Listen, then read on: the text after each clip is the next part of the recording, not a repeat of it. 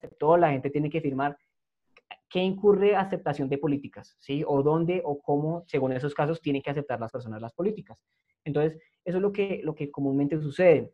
Por eso, a través de este panel de expertos, es que queremos resolver estas dudas a las personas que hoy están aquí y a las personas que más adelante empiecen a ver, digamos que esta retransmisión, y es poder empezar a tratar todo el tema de Habeas Data y qué significa esto, ¿sí? ¿Qué es el Habeas Data? Y en Colombia, porque no es lo mismo Colombia con otros países. Hay algunas regulaciones internacionales que nos acogen o no, y eso es lo que queremos aclarar hoy con las personas que están presentes, y que a través de estos expertos, cada uno en su área también pueda explicarnos cuáles serían estas soluciones iniciales y oportunas para evitar sanciones cuando ahora en COVID-19 el área digital se ha fortalecido tanto, pero también tiene muchos huecos legales, también tiene muchas áreas grises o negras, oscuras, que, no sabe, que la gente no sabe cómo cubrir, y que esta es la manera pues más precisa de hacerlo, y es a través de personas que sepan del tema para pues no meternos, digámoslo así, en problemas, y que por hacer mucho terminamos haciendo menos en temas digitales por captar datos de manera inadecuada. Excelente, Cristian, ¿no? Muy buena la información, porque tú manejas de primera línea todo ese tipo de detalles y necesidades de los clientes. Por lo que pude recoger y concluir de ese día a día que tienes en la agencia, básicamente podemos definir que existe es un desconocimiento sobre el tratamiento de datos. En cuanto a las personas que quieren emprender en plataformas digitales, en marketing digital, en tiendas web, Redes puedo sociales. concluir que lo que existe es el desconocimiento. ¿Estoy en lo cierto, Cristian? Sí, efectivamente. Digamos que tienen claro que quieren hacer redes sociales, tienen claro que quieren hacer sitios web, tienen claro que quieren captar clientes, que les escriban, que los llamen, pero no tienen claro si el hecho de recibir clientes, información privada de estas personas, implica alguna responsabilidad legal o no, implica algún manejo especial, o simplemente puedo usar esa información a mi libre albedrío, usarla como yo quiera, vendérsela a quien yo quiera, o qué hago con esa información y cómo lo hago para cubrirme legalmente, para no entrar en ningún problema, o incluso en algún punto no solamente entrar en problemas, sino simplemente decir, ok, yo ya entiendo cómo debo usar esto y cómo mejorar progresivamente para que tenga mejores resultados, pero cubierto desde la parte legal. Qué bueno, Cristian. Y en principio te felicito porque estás tomando tú como hipótesis, no ser un nicho de mercado dentro de tu modelo de negocio, esa interrogante o esa necesidad hacia tu cliente. ¿Para qué? Para proteger más aún a tu cliente, de verdad. Muy buena política de mercado. Recordamos que este tipo de eventos lo llevamos a cabo gracias a la Alianza del Sector Legal, integrada por las firmas de abogados Standard Advice, Inleyen Consultores, Valega Abogados, Welfare Legal y Becol Abogados. Pues bueno, en base a esta dinámica, ahora vamos a tratar de llenar esas interrogantes que nos acaba de plantear Cristian. Entonces nos vamos a introducir ya en lo que es la normativa sobre el tratamiento de datos. Sabemos que el habeas data o el tratamiento de los datos tiene rango constitucional en Colombia, en su artículo 15, en la Constitución Política, y luego existen normativas, resoluciones y reglamentos que vienen a desarrollar todo lo que es la política de datos y sus restricciones, limitaciones, autorizaciones, entre otros. Para eso, la doctora Alejandra de Luque nos va a explicar brevemente lo que desarrolla la normatividad, en específico la ley 1581 del 2012, para que nos empiece a ilustrar a todos, y específicamente a Cristian, sobre cómo está normada esa captación de datos personales. En base a eso, doctora De Luque, le doy la palabra. Hola, buenas tardes a todos. Bueno, muchas gracias a las personas que están conectadas y nos están acompañando en la charla del día de hoy. Mi intervención, como dijo el doctor Ricardo, se va a enfocar en hablar un poco, esbozar los puntos más importantes de la ley 1581 de 2012 y específicamente hablar de las obligaciones que nos impone esa ley.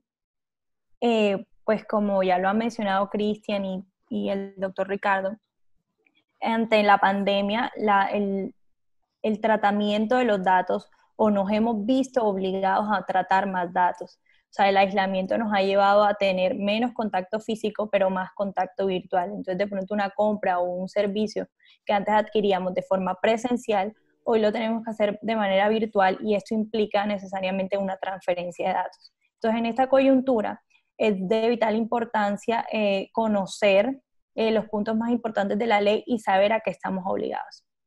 Entonces, en primer lugar, la ley se expide en el año 2012 con el objetivo de desarrollar ese derecho constitucional de habeas data que está en la Constitución Política de Colombia, y es el derecho que tenemos todos a conocer, actualizar y rectificar la información que se ha recogido de nosotros en bases de datos.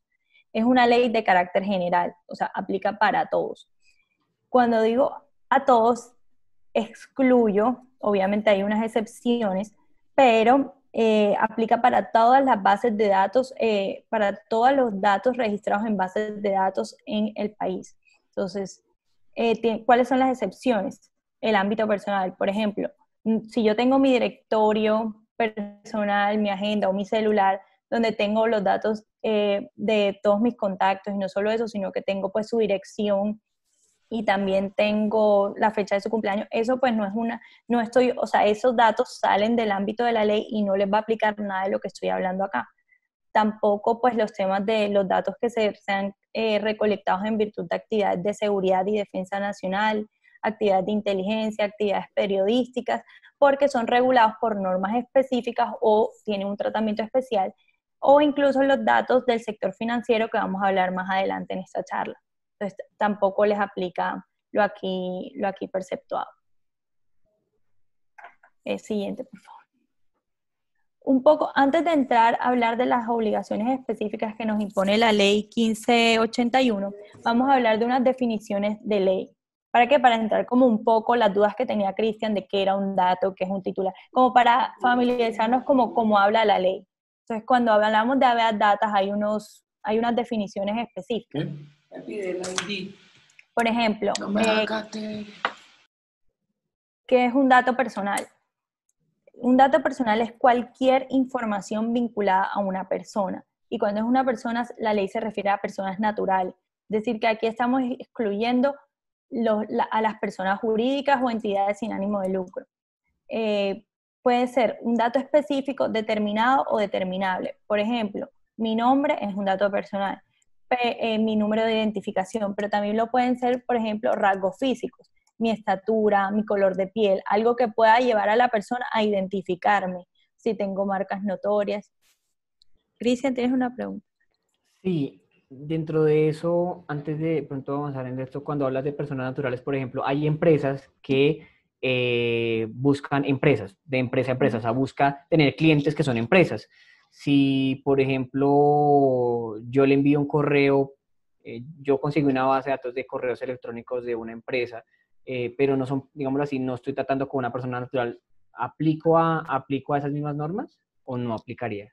Sí, el punto en verdad es que la ley, al final detrás de las personas jurídicas hay personas naturales, siempre. Entonces, por ejemplo, yo de pronto el nombre o el NID de la empresa no hace parte de mi base de datos, pero sí la del representante legal, sí la de la jefa de cártel. Entonces, cuando ya yo tengo esos datos puntuales, sí estoy obligada a cumplir con lo que dice la ley 1581. Ok.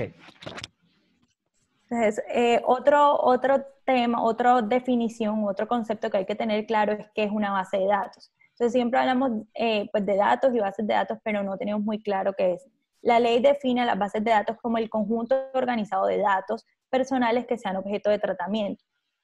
Entonces, por ejemplo, si yo tengo un cuadro de Excel donde tengo todos mis clientes y les tengo pues nombre, dirección, teléfono, eso se considera una base de datos. ¿Cuáles son las típicas bases de datos que debe tener una empresa?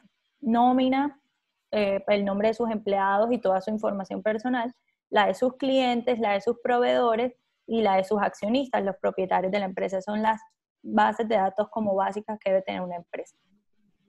¿Qué es un titular? Que la ley siempre hace el titular del dato personal, pues es la persona a cuyos datos son objeto de tratamiento, el dueño del dato. Por ejemplo, yo soy dueña de mi nombre, de mi número de identificación, de mi imagen, porque también la imagen es un dato personal. Entonces, esos datos me pertenecen y yo soy la persona pues que debo titular del derecho y soy la persona que debe dar la autorización para su tratamiento. Ya vamos a ver también, hay unas excepciones. Bueno, el tratamiento. Cuando la ley habla del tratamiento, ¿a qué se refiere? Es a la actividad que se realiza con esa información personal. Por ejemplo, yo voy a tener un dato para recolectarlo, almacenarlo, consultarlo, actualizarlo. O sea, ¿qué actividad voy a hacer yo con ese dato personal? Eso se refiere al tratamiento. Por otra parte, la ley habla mucho del dato sensible. Entonces hay que tener en cuenta que esto es una forma especial de datos que son aquellos cuyo conocimiento podría afectar la intimidad de la persona y cuyo uso indebido también podría generar discriminación. Por ejemplo, mi origen racial, mi orientación sexual, mi orientación política, incluso la pertenencia a mi información de salud, o sea, en estos momentos es muy importante, sobre todo pues en efectos de pandemia, o sea, que no se sepa que yo tengo COVID o no preguntarle a nuestros clientes si ha tenido o no ha tenido COVID. Y si lo vamos a hacer, pues tener en cuenta que eso es un dato sensible y la persona se puede negar a entregarlo y no por eso nos podemos negar a prestar el servicio. Entonces, eso por lo parte de datos sensibles. Siguiente, por favor. Otro aspecto a tener en cuenta son los datos de los niños, las niñas y los adolescentes. Ellos también son otro régimen especial, tienen una protección reforzada que les asegura el respeto de sus derechos fundamentales como personas que merecen protección especial en ordenamiento. Y hay que tener muy en cuenta, por ejemplo, cuando se quiere vender productos y más ahora que donde lo visual es más importante porque no tenemos otra forma de vender o llegar a nuestros clientes, que el uso de imagen o información que esté dirigida a menores debe contar con la autorización de sus representantes legales. Por ejemplo, si yo quiero vender juguetes o escritorios para niños, que está muy de moda, para escuela en casa, entonces yo pongo la foto de mis vecinos o de mis clientes que ya me compraron el escritorio sin contar con una autorización, ahí estoy transgrediendo la ley porque los niños son menores. O pongo sus nombres. Hay algunos niños que tienen cuentas en Instagram pues manejadas por sus padres, los etiquetos, ahí todos en ese sentido estamos violando las disposiciones legales. Siempre se debe contar con la autorización de su representante legal, que no necesariamente son sus padres, porque es la persona que tiene la patria potestad, pueden ser sus abuelos, sus tíos. En ese tema de los niños hay que tener especial cuidado. Alejandra.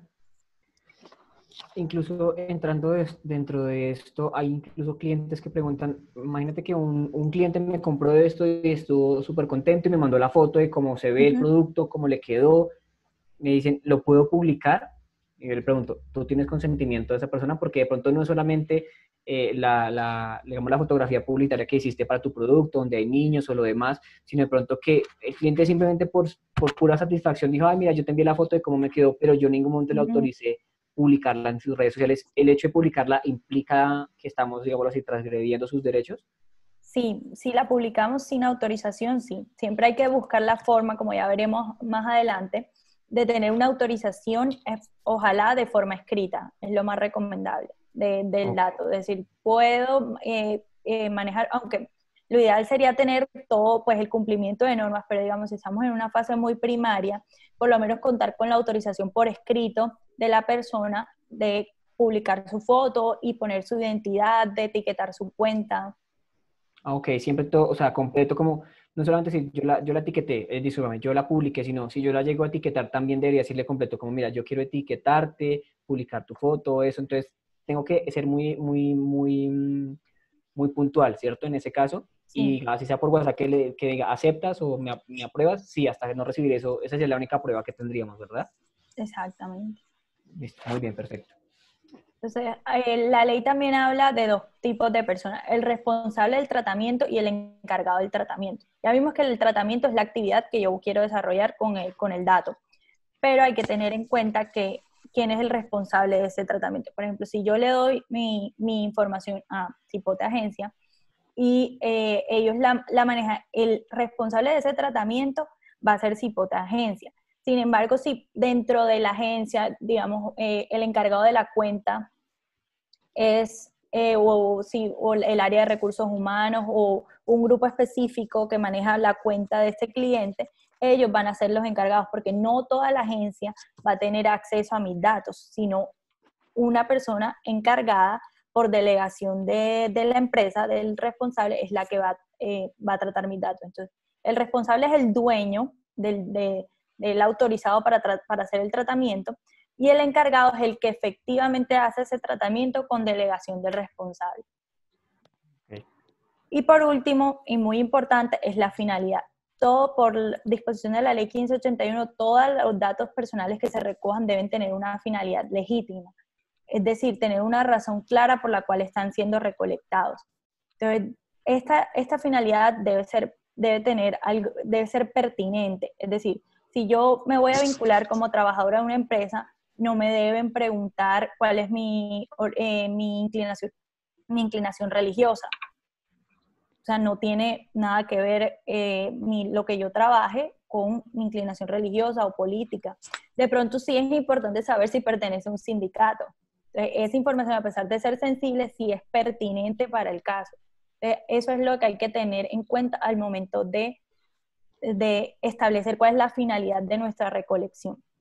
Bueno, una vez ya esbozadas las definiciones, siguiente, por favor. Vamos a adentrarnos en cuáles son las obligaciones específicas que deben cumplir las personas que traten datos personales.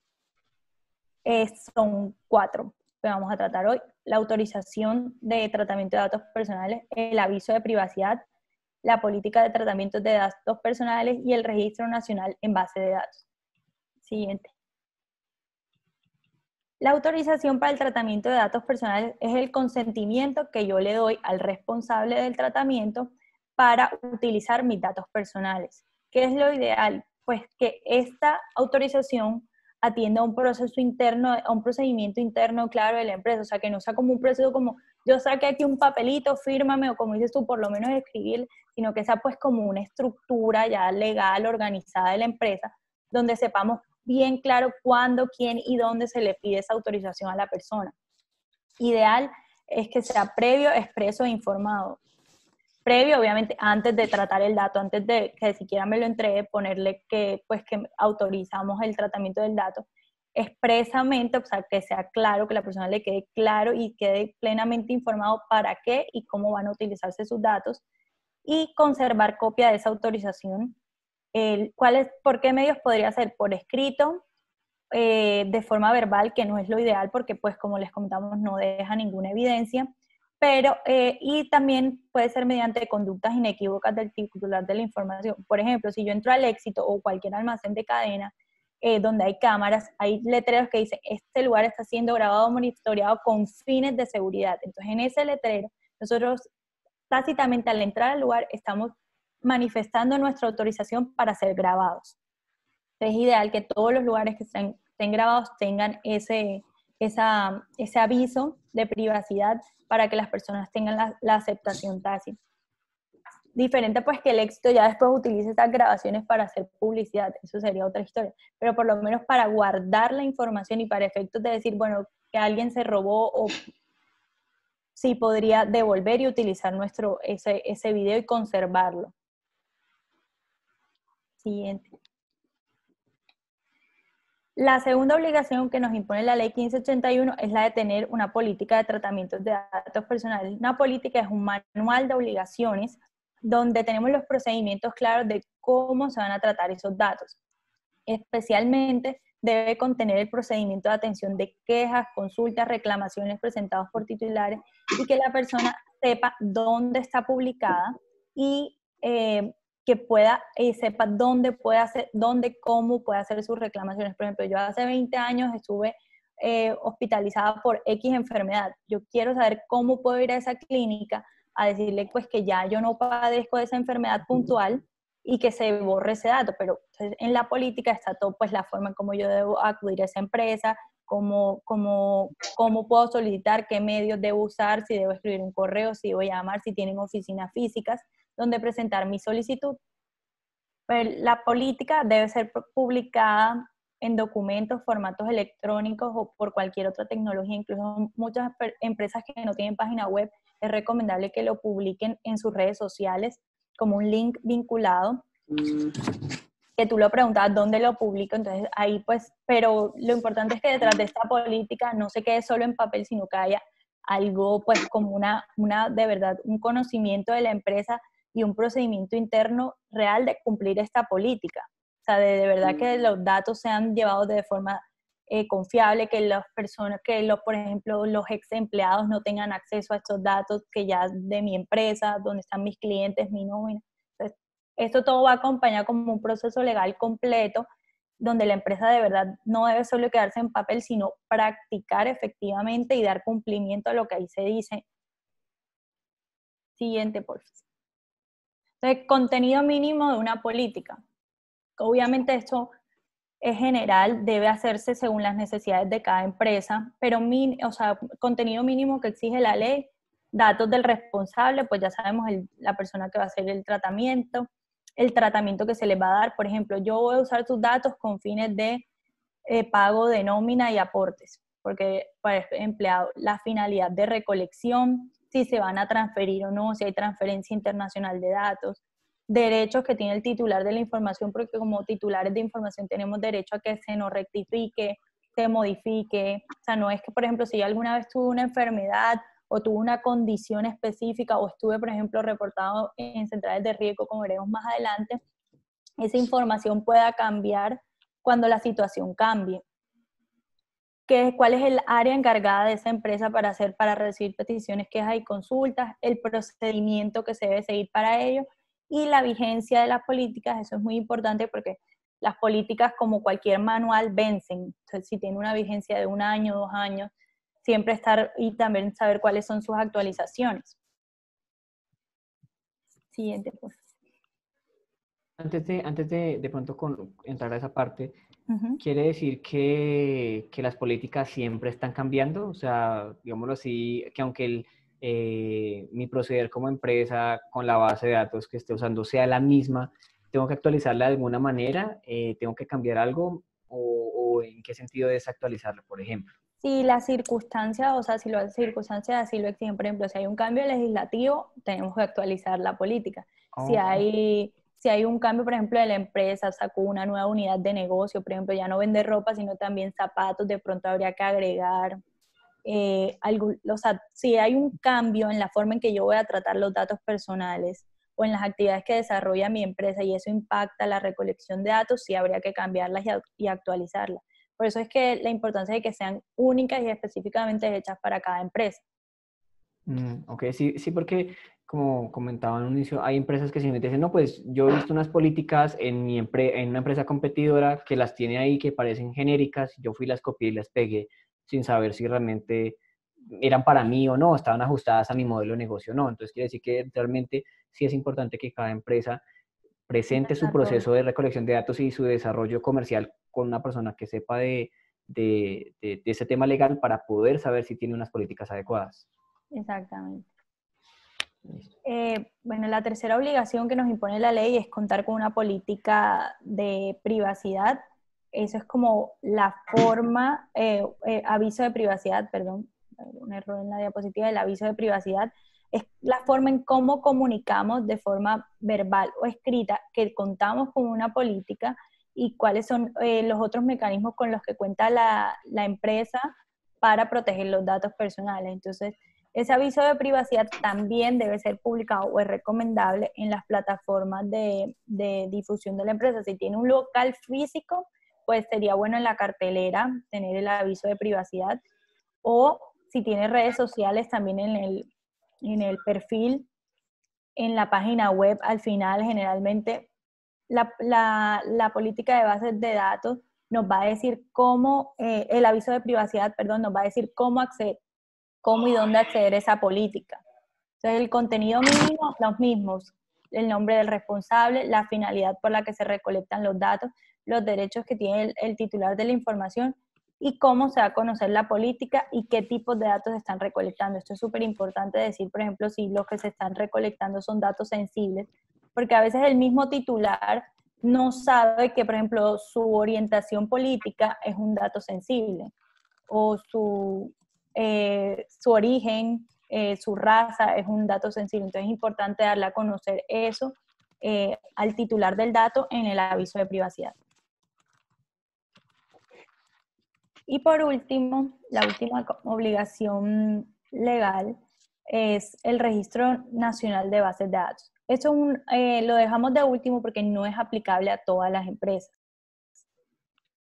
El Registro Nacional de Bases de Datos se creó después de la Ley 1581 de 2012 y es el directorio público de bases de datos. Tiene como finalidad saber cuántas bases de datos hay en el país. Este registro se hace ante la Superintendencia de Industria y Comercio y busca es crear conciencia sobre cómo estábamos manejando los datos y la información contenida en las bases de datos. Entonces, la SIC en sus facultades de inspección, vigilancia y control busca ver cómo se están tratando los datos personales y cómo estaban llevando las empresas el manejo, el cuidado, la recolección y la transferencia de datos. Registrar las bases de datos no es obligación de todas las personas. Por ejemplo, si yo soy emprendedor y apenas tengo pues los datos de mi celular, no tengo que registrar mi base de datos ante la SIC. Solo son para sociedades y entidades sin ánimo de lucro que tengan más de 100.000 VTs en activos totales. Eso es más o menos como 3.500 millones en activos. Entonces, no todas las empresas están obligadas, tengo que cumplir con estos activos. Si ya supero esos activos o tengo igual, sí debo inscribir mi base de datos en la SIC. Entonces, Alejandra, por ejemplo, yo soy una empresa, una empresa pequeña y digamos que en promedio capto en el mes 1.000 contactos. Bien sea por correo, bien sea por WhatsApp o por mi sitio web, no estoy obligado a registrar esta base de datos ante la SIC porque no, digamos que en dado caso no cumplo principalmente con los activos mínimos para hacerlo.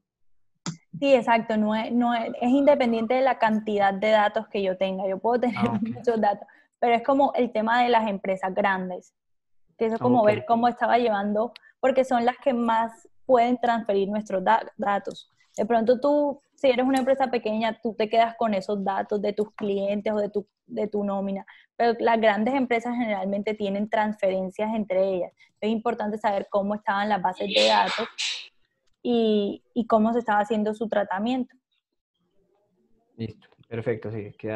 Esa es una muy buena aclaración porque hay personas que yo tengo muchos datos, ¿será que lo tengo que registrar o no? ¿Cómo sé que tengo que registrarlo? Porque si yo apenas tengo mis datos en mi celular y tengo que bajar solo un Excel, ¿o qué hago si yo no tengo el conocimiento para hacerlo? Entonces, muy buen punto. Bueno, esos son como los principales puntos de la Ley 1581 de 2012 y las obligaciones de ley que impone a las empresas. Espero que haya quedado medianamente claro y si hay alguna pregunta al final, con mucho gusto. Excelente, doctora. Sí, bueno, creo que bastante claro ya estamos a estos momentos. Yo tengo una duda. Yo puedo autorizar de manera general el tratamiento de mis datos, es decir, yo firmo una autorización donde faculto a esa persona, empresa de bases de datos, a que pueda hacer con mis datos personales lo que considere conveniente. ¿Eso es posible o ese tratamiento de datos debe estar circunscrito a específicamente una actividad?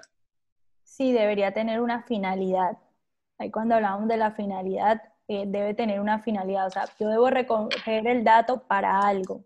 Entonces, por ejemplo, un dato general podría ser para tener una finalidad, por ejemplo, para registro, para contacto de la empresa, aunque no se especifica para qué es, o sea, si es para nómina, si es para cliente, por lo menos sabemos que está teniendo como un directorio de contactos de su empresa y para eso se lo di.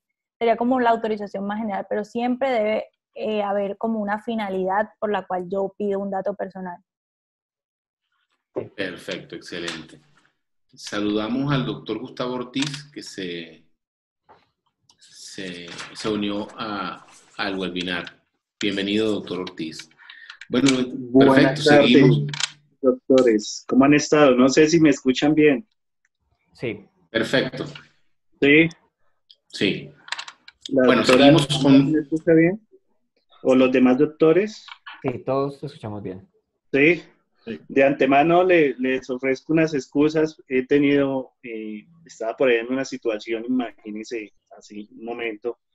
Estaba en una situación donde una señora me llamó a última hora, una cliente, diciéndole que el arrendador la iba a sacar y la iba a sacar, y me tocó salir de carrera a colaborarle, por eso llegué un poco tarde, pero bueno, ya afortunadamente estoy ya conectados con ustedes.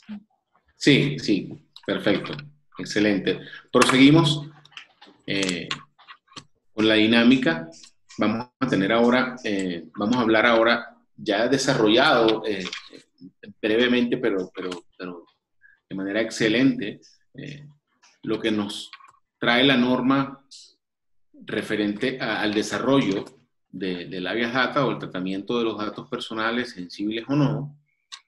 Vamos a proceder a ir ahora a un sector, al sector del comercio electrónico. Para esto, el doctor Eder Castro nos va a explicar cómo es la forma del tratamiento del dato personal y o sensible en el comercio electrónico. Para lo cual empiezo, doctor Castro, con la siguiente pregunta. ¿Cómo cumplir las normas sobre el tratamiento de datos personales en el comercio electrónico? Hola, ¿qué tal? Buenas noches. Gracias por la invitación. Antes de comenzar con pues como para llegar a cabalidad con la pregunta, nos debemos enfocar es que nosotros cambiamos de era. En el 2019 nosotros estábamos con nuestras situaciones normales, con nuestros negocios normales, de una forma paulatina.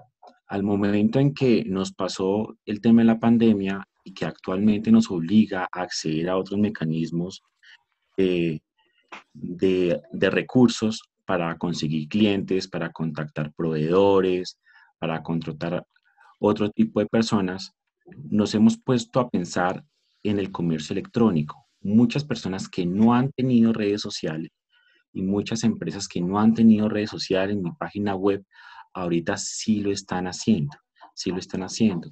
¿Y cómo cumplir esas normas? Te la contesto, Ricardo. Primero, dando una aplicabilidad correcta a la norma, en el sentido en que estamos en una nueva era, más digital, menos fronteriza electrónicamente, y que esto nos lleva a pensar que debemos organizarnos dentro de nuestras empresas para dar cumplimiento sobre el tratamiento de datos personales, como decía la doctora Alejandra. Para ello, considero que se debe encaminar unas estrategias para cumplir eh, estas normas. La primera es mitigar los riesgos para que no incurramos en faltas a la norma. Muchas personas están accediendo a los datos, están convocando de manera masiva, pero también nos ha faltado esa aplicación de la norma. La segunda, que es la más importante, es la confianza con los consumidores, la confianza con nuestros clientes, la forma en que nosotros podamos acceder a esos datos y que ellos generen una confianza que sea totalmente recíproca. La tercera es la reputación de su organización.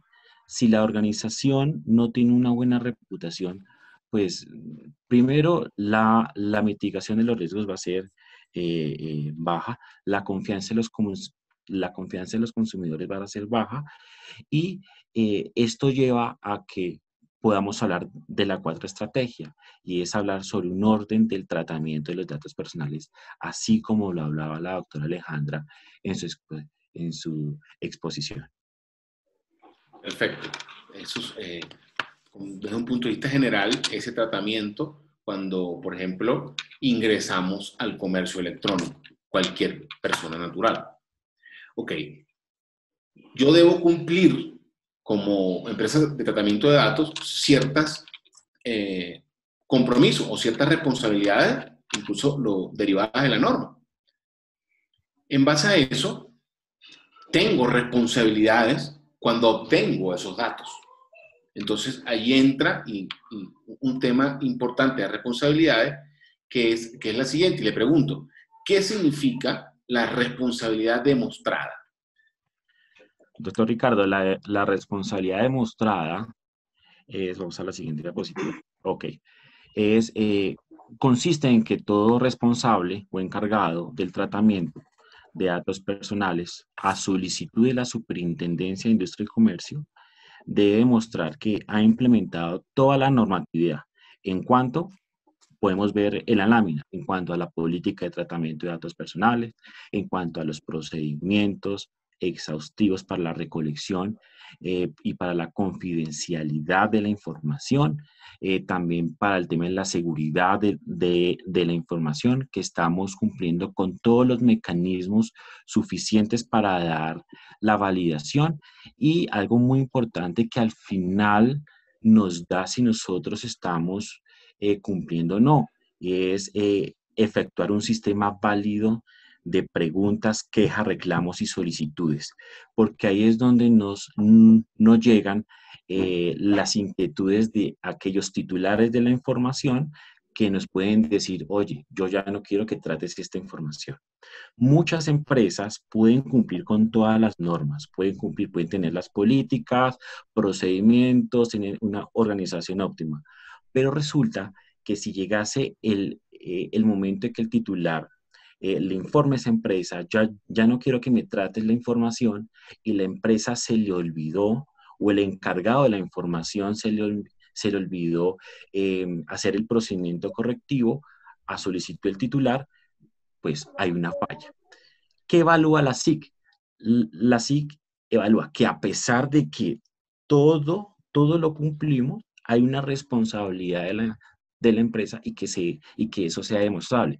Eso no significa que muchas veces la Superintendencia de Industria y Comercio en el tema de sanciones nos vaya a exonerar, pero eso puede ponderar un poco menos la sanción. Por eso hay que ser muy exhaustivos al momento de crear todo el sistema.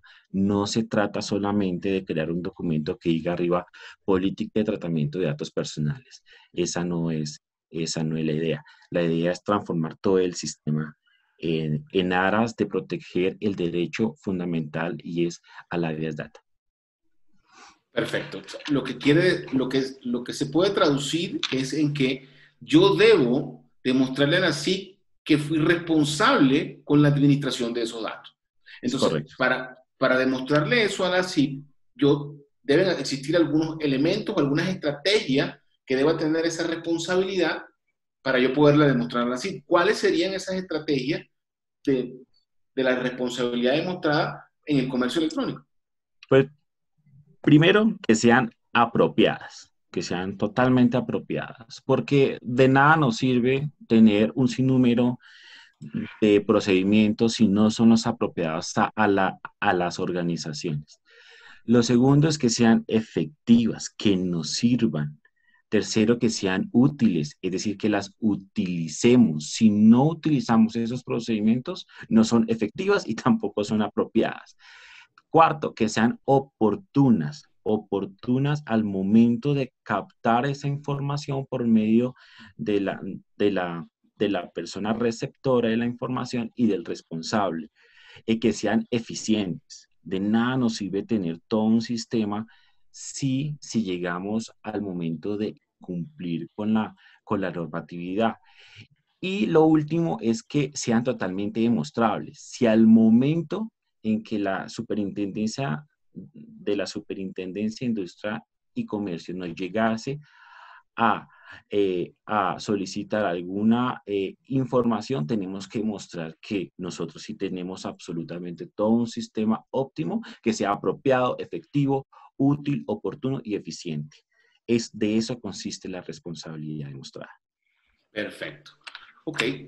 Eso siempre cuando exista la relación empresa que solicita el dato personal o que administra la base de datos y la persona que lo suministra.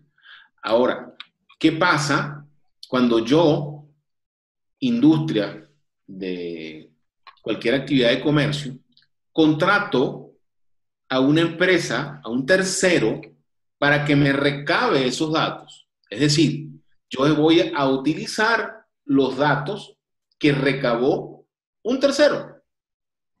Prácticamente estoy comprando bases de datos. ¿Cómo se maneja en el comercio electrónico esa tercerización de datos personales? Bueno, lo primero que tenemos que tener en cuenta en esta lámina y es que tenemos que tener claro dos cosas. La primera es el responsable del tratamiento, es decir, que es la empresa o la persona que contrata ese servicio. Y la segunda es el encargado, que es la persona que, valga la redundancia, se encarga de tratar todo el sistema de tratamiento de datos personales. Una vez ya esto, vemos que al centro hay un bombillo, una luz con un acuerdo. Pero para realizar ese acuerdo, yo creo que hay que tener una estructura totalmente válida y óptima, y es crear un diseño y una evaluación del proyecto de comercio electrónico, es decir, pensar en qué va a consistir nuestro proyecto de comercio, de empresa, de idea de negocios, cuál va a ser la efectividad del manejo de los riesgos, cómo voy a recibir la información, también cómo hacer la evaluación de riesgos para proteger los derechos de los titulares y lo más importante, y es en este caso, es crear los controles de seguridad pertinentes para el tema. Yo creo que esas son las herramientas fundamentales que debemos tener para verificar que un externo se encargue de ese tratamiento al momento de nosotros contratarlo. Lo que quiere decir que en todo caso yo, como propietario de mis datos personales, debo autorizar al tercero a poder difundir esos datos personales. Es correcto. Viene ahí dentro de este punto, algunas personas nos han preguntado, ¿dónde compro bases de datos? ¿A quién le compro esta base de datos? Yo quiero poder tener datos de cierto tipo de personas. ¿Eso es legal en Colombia o es parte de lo que está pasando acá? Justamente lo que mencionan, que pronto yo le quiero comprar eso a un tercero. ¿Cómo yo valido que realmente esa persona me está vendiendo una base de datos que pueda usar y no que me metan problemas luego de ello? Bueno, pues eso pasa mucho en empresas que se dedican a la captación masiva de datos. Supongamos en un outsourcing comercial o las personas que trabajan con bancos requieren pues de este tipo de información y de captación de clientes masivos. Es de forma ilegal, claro. ¿Por qué? Porque yo no tengo la autorización de ese titular para poder llamarlo o para poder enviarle un correo electrónico o para poder enviarle un mensaje de textos para decirle, oye, yo te estoy ofreciendo tal servicio, yo te estoy ofreciendo tal producto. Entonces, lo que sí debemos hacer es cómo captar esos clientes de una forma, primero, que no se le vulneren los derechos, que eso es lo que le dice la ley. No vulnerar los derechos de ese titular. Se pueden hacer, hay diferentes formas, de acuerdo a la objetividad del negocio y con el apoyo también de empresas como la tuya, Cristian, en donde nos puedan facilitar la forma en que cómo se puede captar y nosotros diciendo si es posible o no el manejo de esa base de datos. Algunas empresas venden bases de datos. Supongamos, la Cámara de Comercio de Bogotá, para las personas que son afiliadas, la Cámara de Comercio de Bogotá está dando una base de datos de todo el historial o de todos los nombres de de las empresas en Bogotá.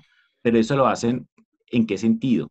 En el sentido en que el momento en que tú te afilias a la Cámara de Comercio de Bogotá, estás dando la autorización para que tus datos personales puedan ser compartidos por la Cámara de Comercio de Bogotá. Otra cosa es que si tú compras una base de datos en donde no tienes ni idea de dónde salió, ¿sí? Y que un tercero que nunca conoces te entregue 5.000 registros de 5.000 personas que no tienen nada que ver. Ahí es donde nos cubrimos con la ley. Seguramente la Cámara de Comercio, creo que sí, porque la Cámara de Comercio es muy juiciosa en eso, tiene la debida autorización y la tiene. ¿Por qué? Porque ellos tienen todo un sistema general y específico en ese sentido, en la entrega de base de datos a terceros. Ok, perfecto.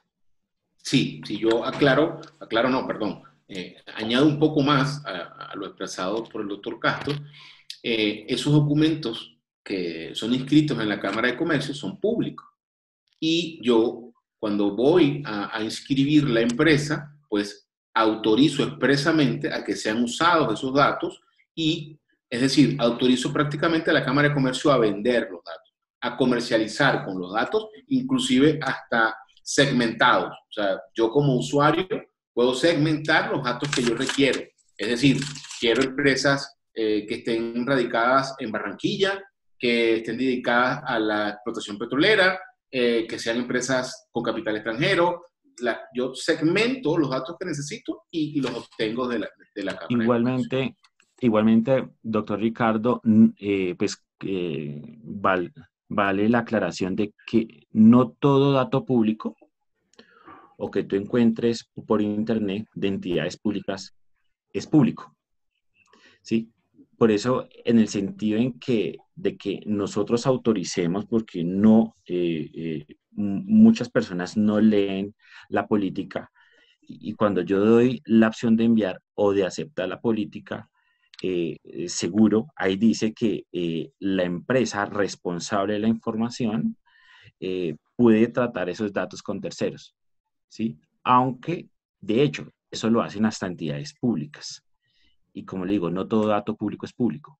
Hay que mirar una serie pues, de características en ese tema. Perfecto.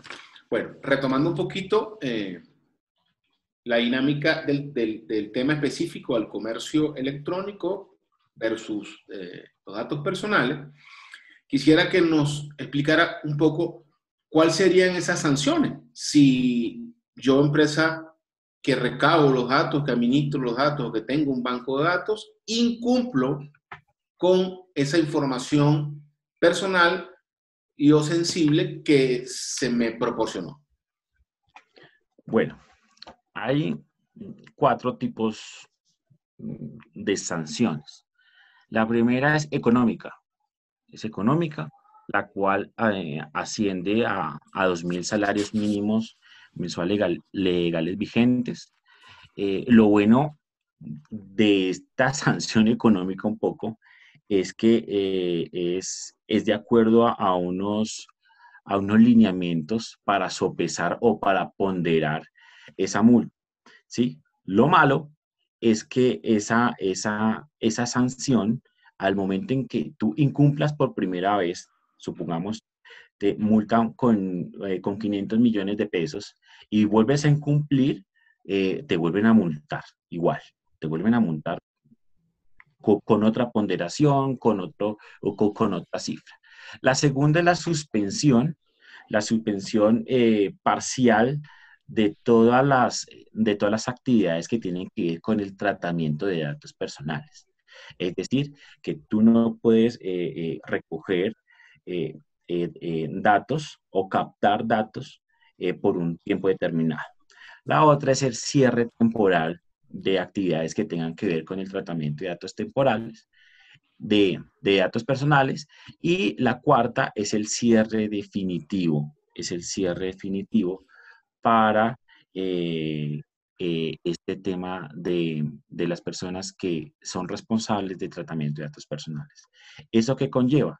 A que ya no podemos, en un eventual cierre definitivo, ya no podamos captar información porque no estamos autorizados por la superintendencia. por la Superintendencia de Industria y Comercio. Perfecto. Es decir, manejé mal los datos, lo hice una vez, reincidí, y llega un momento ya en que no estoy capacitado para manejar datos personales y me cierran mi actividad de comercio. Perfecto. Es correcto. Gracias, doctora Eder. Gracias, muy amable. Recordamos que estos eventos los estamos llevando a cabo por medio de la alianza del sector legal de las firmas de abogados que la componen, como Standard Advice, Inleyen Consultores, Valega Abogados, Welfare Legal y Becol Abogados. Pasaremos ahora al primer punto, que era el que se iba en la agenda del día de hoy, pero por un imprevisto del doctor Ortiz no pudo ser posible. Sin embargo, bueno, ya se incorporó y va a proceder a desarrollar su punto, que es el punto inicial del tema de hoy, que es el habeas data, y que es, en principio, saber qué es, qué rango normativo tiene, cómo se desarrolla él específicamente, luego de la normatividad que muy bien expuso la doctora De Luque y el aspecto del comercio electrónico que puso el doctor Castro. En consecuencia, bueno, le damos la palabra al doctor Ortiz en base a lo siguiente y quisiera, como primera pregunta, decirle, doctor Ortiz, ¿qué es el habeas data? Doctor, el habeas data, primero, está protegido por la Constitución política, ¿sí? Por nuestra Constitución, en el artículo 15. ¿Qué es la ley del habeas data? La ley del habeas data es aquel derecho fundamental y legal que tienen las personas, ¿sí? De poder rectificar, de poder confirmar, de poder corregir aquellas bases de datos que están, valga la redundancia, en las bases o bancos o archivos de datos, ¿sí? Pero en este caso, dentro de las entidades financieras. Listo. ¿Quiénes son los titulares de esos datos, de esa información? Puede ser una persona natural, puede ser una persona jurídica, puede ser ambos, puede ser una persona moral. ¿Quiénes serían los titulares? Los titulares los titulares son directamente aquellas personas naturales o aquellas personas jurídicas o aquellas entidades a las cuales nosotros autorizamos o aportamos nuestros datos. Perfecto. Cuando yo autorizo el manejo de mis datos personales, ¿ok?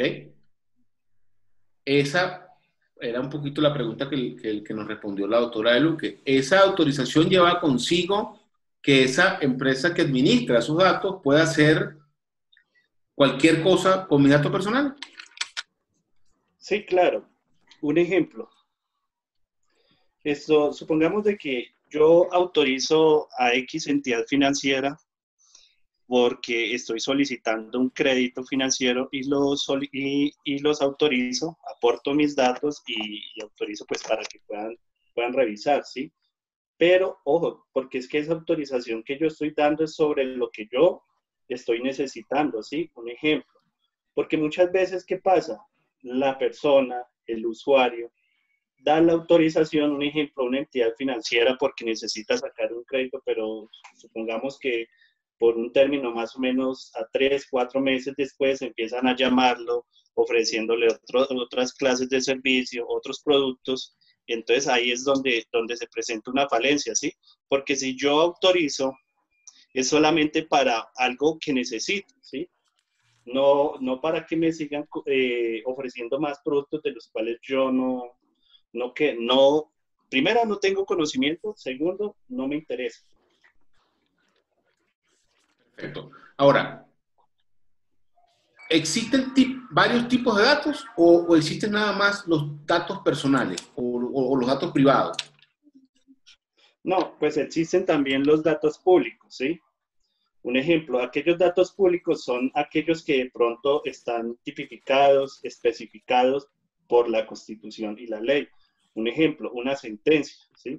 Una sentencia ejecutoriada, ¿sí? Que no tenga la reserva, ¿sí? Que no tenga, como se dice, la reserva del sumario, pues se pueden identificar o tipificar como documentos públicos. Perfecto. Y el dato privado, bueno, son me imagino que es la identificación de la persona natural o jurídica. Sí, los datos privados son los que pues, le pertenecen solamente a la persona o al titular. Perfecto.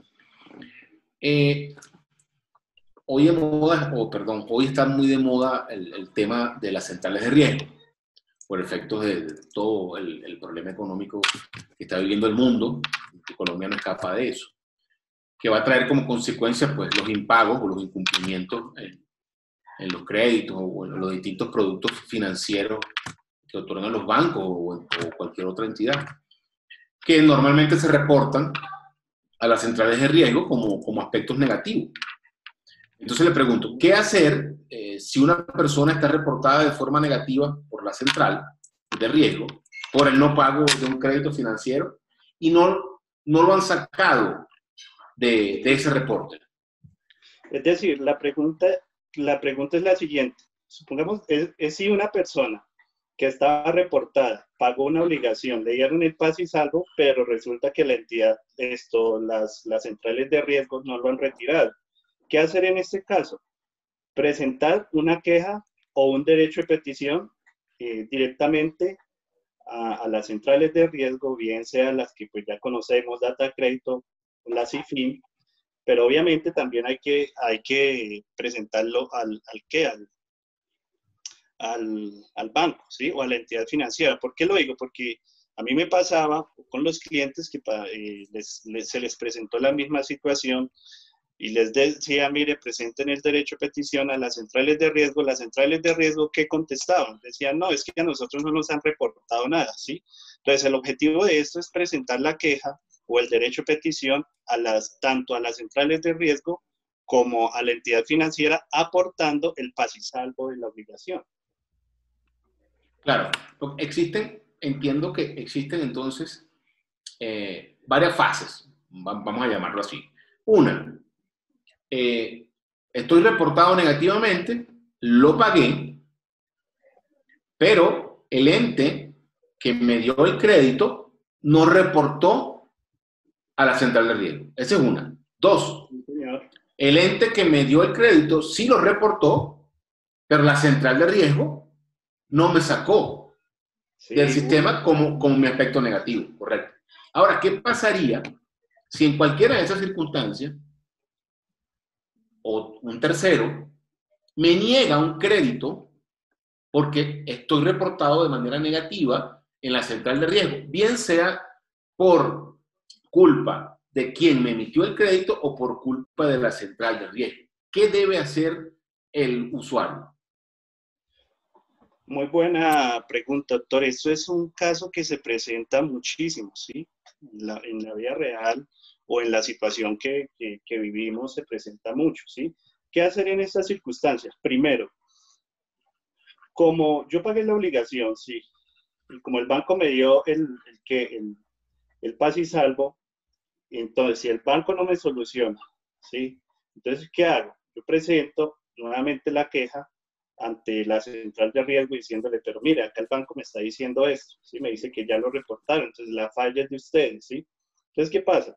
Puede pasar dos cosas, que tal vez la central de riesgo por alguna pues, negligencia o por su culpa no le actualizaron ese dato, ¿sí? Puede pasar eso. ¿Cómo puede pasar de que no le colaboren? Es decir, de que haga todo el procedimiento y no le solucionen. En ese caso, lo que se debe hacer es presentar la queja directamente ante la superintendencia financiera, ¿sí?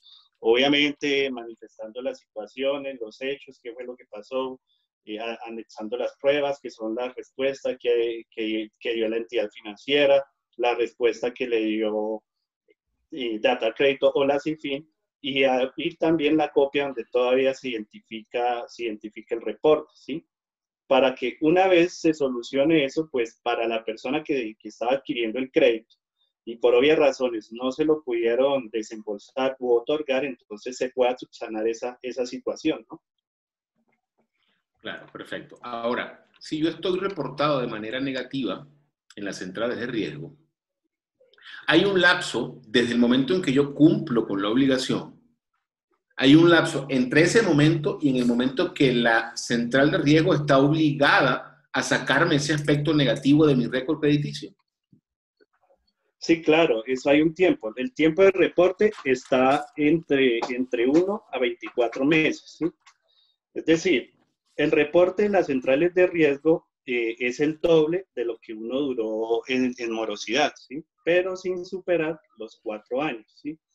Un ejemplo, supongamos de que yo tenía una obligación de 30 días de mora, ¿sí? Pagué, entonces se dobla. Es decir, tendría que esperar 60 días para que me saquen del reporte de la central de riesgo, ¿sí? Ese es el tiempo. Un ejemplo, supongamos de que yo llevaba 10 años reportado en las centrales de riesgo por un crédito de consumo. Pagué al banco, el banco me dio el paz y salvo, ¿sí? Pero aún así tengo que esperar 4 años para que la entidad, para que la central de riesgo me retire, me cambie ese calificativo, ¿sí? Son 4 años, es lo máximo, ¿sí? Pero ¿qué pasa? ¿Qué es la solución que uno puede hacer ahí? Un ejemplo, cuando uno pague, el banco les pida el pase y salvo, uno lo que puede hacer es presentar un derecho de petición diciéndoles, mire, colóquenme, dejen el calificativo de que hubo pago voluntario, ¿sí? Mientras se elimina ese reporte negativo. Perfecto. Ahora, vamos a la situación de que yo recibí una llamada de una entidad financiera ofreciéndome un producto y yo no le he otorgado autorización a esa entidad financiera para que pueda tener mis datos personales. Yo no le he dado mis datos personales. ¿Qué debo hacer? ¿A dónde debo acudir para yo? Se me está violando mi derecho a la viajada. ¿Qué debo hacer? ¿Qué acción debo tomar? ¿A dónde debo acudir? Claro, en eso se presenta muchísimo. ¿Qué pasa en esa situación? ¿Sí? Que lo llaman para ofrecerle un servicio diciendo que pues dio los datos, dio la autorización. Entonces la misma ley es muy clara, la misma ley dice de que estas entidades deben informarle y notificarle de la autorización que dio, ¿sí? Pero para este caso, como pues yo no sabía, nunca he dado la autorización, ¿yo qué es lo que debo hacer? Acercarme directamente ante la entidad financiera y decirle, mire, pasó esto, me llamaron, están diciendo que yo autoricé, por favor, necesito ver el documento, necesito ver las pruebas, necesito saber quién me llamó, quién dio la autorización, cuándo me llamaron, ¿sí?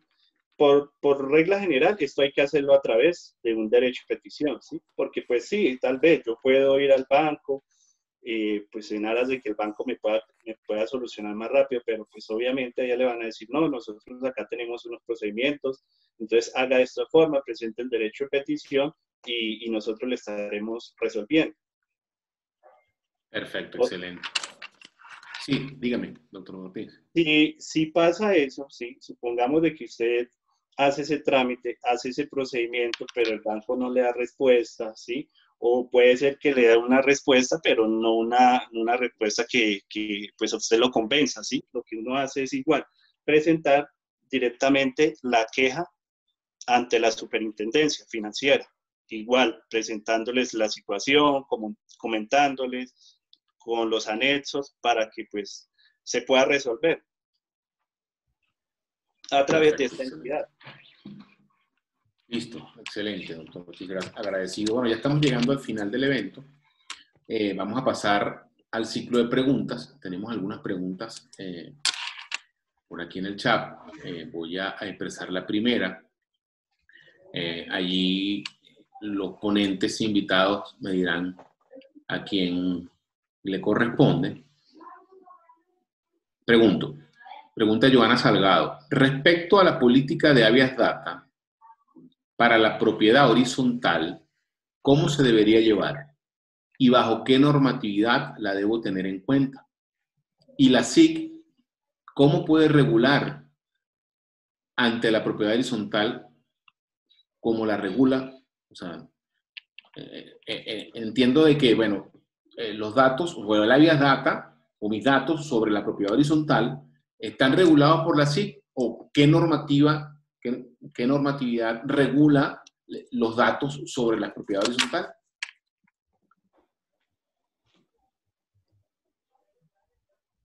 ¿Quién de los invitados, ponentes? Bueno, yo creo que esa pregunta la hicieron durante mi intervención. Yo creería, entonces me atrevo a responderla. En tema de la propiedad horizontal, creo que se ajusta a la ley general, pues porque no tiene una norma específica como de los datos en temas de propiedad horizontal. Entonces se aplica a la ley 1581 de 2012. Pues las obligaciones son las mismas, es decir, la propiedad horizontal como ente independiente debería cumplir con los mandatos legales de tener su base de datos organizada, su aviso de privacidad, recolectar los datos de las personas, contar con autorización, o sea, pero no tiene una norma específica, sino que se aplica la ley general. Y pues la SIC solo sería competente, o sea, la SIC es competente, pero digamos que sería competente eso, es decir, la necesidad del registro solo sería en caso de que sea obligatorio. De resto sería una competencia como general para conocer de casos o violaciones o incumplimientos de la ley. Perfecto. Tenemos otra pregunta por aquí, que nos dice, en los casos de premios de Instagram, debe ser de los premios que publicitan por Instagram, luego de otorgados se publican fotos.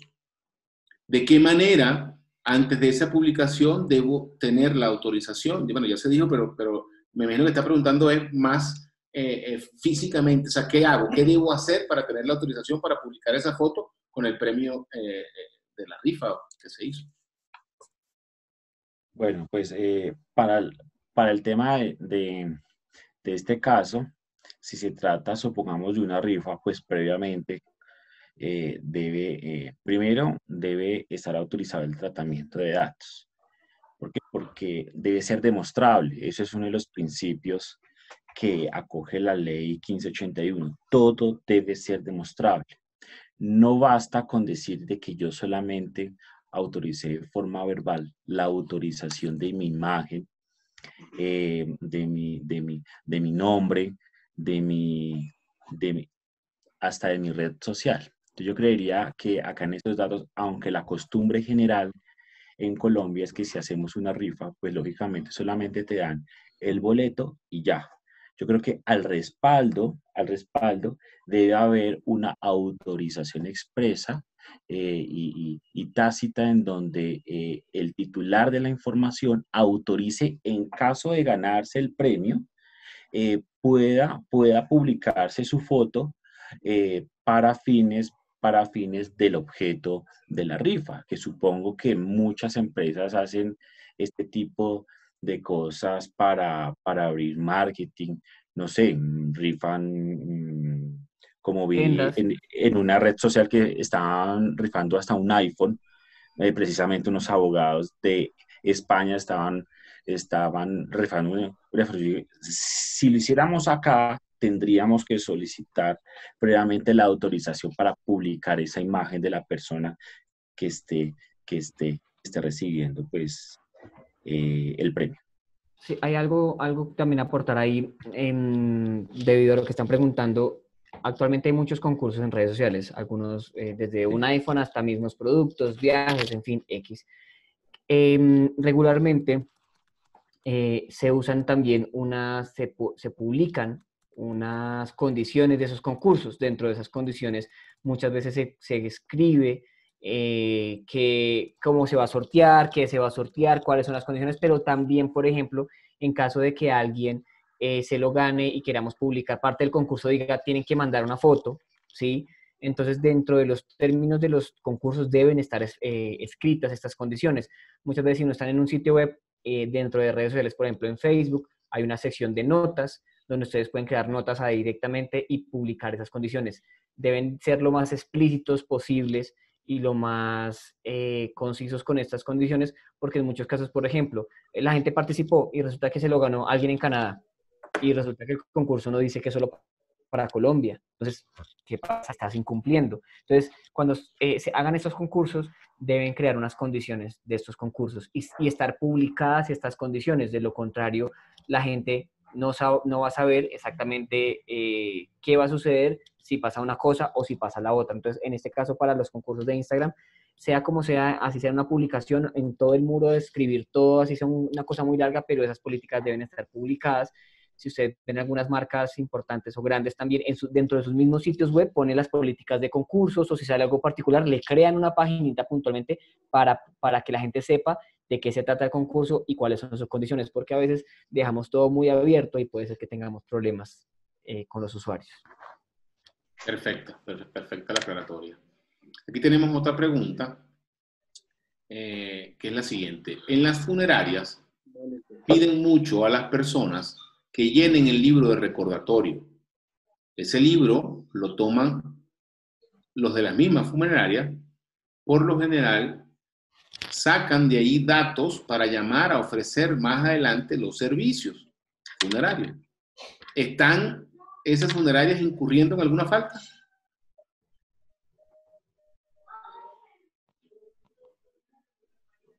Sí, claro. O sea, en las funerarias o sea, el tema es que cuando tú llenas el libro de recordatorio, la finalidad por la que tú estás entregando el dato personal de forma tácita es para dar una condolencia.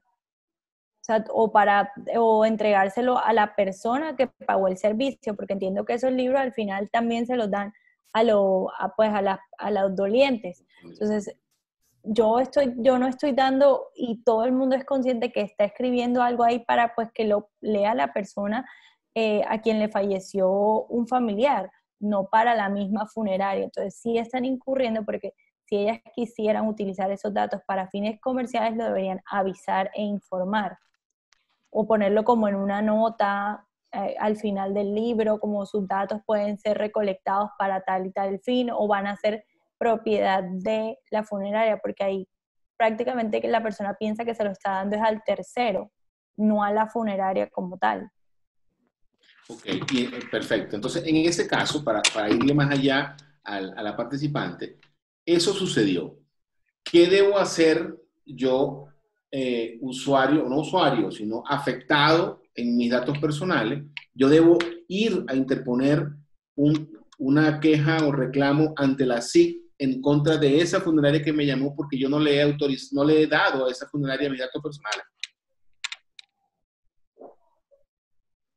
Sí, debería en primer lugar acudir directamente a la funeraria y solicitar pues que no haga uso de sus datos porque no fue entregado con tal fin. Y si esa sigue dando tratamiento a sus datos, pues ya acudir a los métodos que conversaba el doctor Gustavo ante la SIC o ante la superintendencia indicada para el retiro o para denunciar la situación. Perfecto. Aquí hay otra pregunta que nos dice, los datos de los trabajadores aportados al sindicato, ¿puede hacer el sindicato uso de ellos con mi autorización? Les digo, todo se puede hacer con el fin de no vulnerar el derecho al titular, o sea, los derechos que tienen el titular. Y como lo dije, todo debe ser demostrable. Si nosotros demostramos de que yo voy a tratar esa información de cierta forma, que vaya acorde a la ley, a la Constitución, es totalmente válido. El tema, ¿cuál es? De que si yo no lo hago, voy a estar pues, en problemas. Porque la persona, al momento en que se vea reflejada o que llegue información de ella que están utilizando sus datos, su imagen, en otra parte, va a decir, ¿yo en qué momento autoricé? Y van a empezar a verificar por dónde, cuál fue el eslabón en donde se interrumpió para que de forma ilegal, proporcionaron estos datos. Excelente. Bueno, hemos llegado ya al final. Qué pena con ustedes que teníamos programado 50 minutos y bueno, nos extendimos casi 1 hora 30 minutos. Disculpen ustedes, ponentes invitados. Hemos llegado al final. Muchísimas gracias a los ponentes invitados. Creo que se aclararon muchísimas dudas con relación a la ABJ y al comercio electrónico y el trámite de esos datos personales. ¿Ok? Espero que este webinar les haya servido de mucho a los participantes. En los próximos días anunciaremos nuevos eventos informativos que llevaremos a cabo. Gracias a la Alianza del Sector Legal, conformada por las firmas Standard Advice, Inleyen Consultores, Valega Abogados, Welfare Legal y Becol Abogados. Muchas gracias a todos por participar, deseándoles a todos que tengan muy buenas noches y un fuerte abrazo. Gracias a todos. Gracias.